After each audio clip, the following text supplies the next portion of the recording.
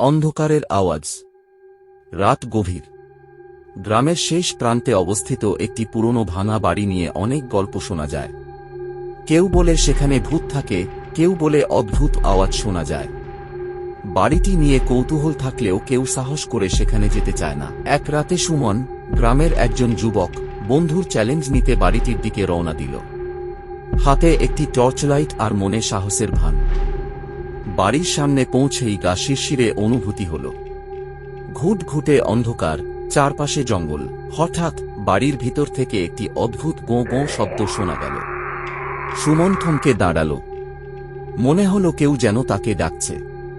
সে এগিয়ে গেল দরজার দিকে। দরজাটি কেমন যেন নিজে থেকেই খুলে গেল।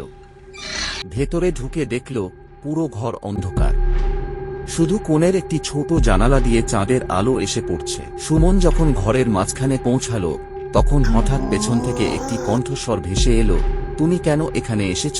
সে ভয়ে ঘুরে তাকাল, কিন্তু কাউকে দেখতে পেল না। তারপরই চারপাশে অদ্ভুত আওয়াজ শুরু হল, কখনো মানুষের কান্নার মতো, কখনো জানোয়ারের গর্জনের মতো। সুমনের হাত থেকে টর্চলাইট পড়ে গেল। আলো নিভে গেল। ঘুটঘুটে অন্ধকারে সে অনুভব করল কেউ তার কাঁধে হাত রেখেছে।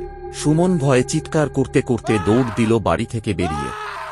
বাড়ির বাইরে এসে হাঁপাতে হাঁপাতে পেছন ফিরে তাকাল। ভাঙা বাড়িটি আগের মতোই নিস্তব্ধ, কিন্তু সে স্পষ্ট শুনতে পেল ভেতর থেকে একটি আওয়াজ আসছে, তুমি আর ফিরে আসবে না। সেদিনের পর থেকে সুমন আর কখনো সে বাড়ির নাম পর্যন্ত মুখে আনেনি। কিন্তু গ্রামের মানুষ বলে ওই রাতে সে বাড়ি থেকে আসলেই কেউ ডাকছে।